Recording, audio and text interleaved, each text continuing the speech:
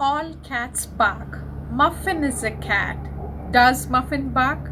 Hello, parents. I am not playing a quiz with you, but this is something that is very interesting to see from a child's perspective.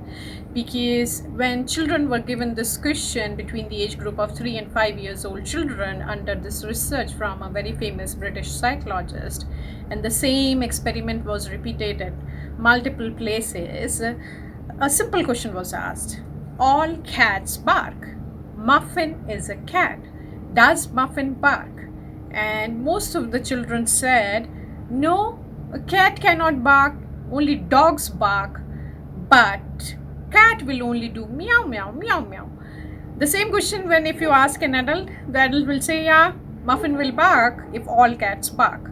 But in the second phase of this experiment, with the same set of children in the same age group, were taken into a room where everyone was dressed like different animals, and there were some adults who were dressed like cats, and they were all doing bubba bubba bubba. And in such kind of pretend play or role play, children understood the concept that yes, if all cats are barking and if Muffin is a cat, Muffin will bark. This is a very high order of logical thinking coming so easily through pretend play or through role play.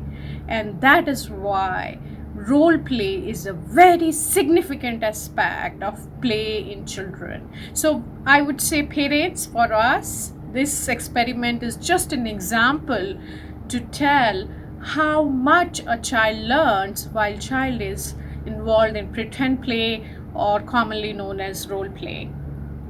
Why so much of learning is happening?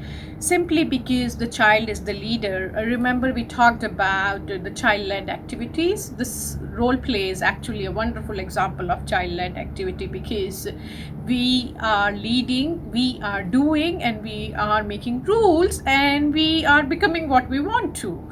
So this is a wonderful set where children are exploring and using their brain connections to get the right kind of understanding about the reality.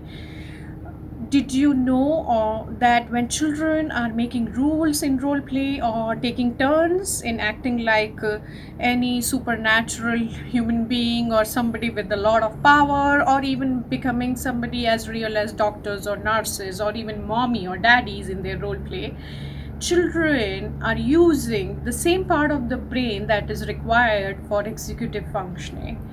So there are multiple research in this direction that clearly tells us that when the children are making rules or getting involved in role play, the same part of the brain gets involved, and the same kind of learning happens that what required in leadership, or that what is required when you are taking key decisions at your workplace.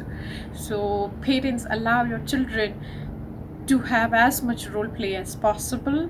2 hours of role play in a week has given us results through various research that it not only enhances the leadership skill, but children are found to be working wonderfully on social emotional regulation. So please, parents, allow role play as much as possible and let children be what they want to be in this beautiful world of pretend play. Thank you.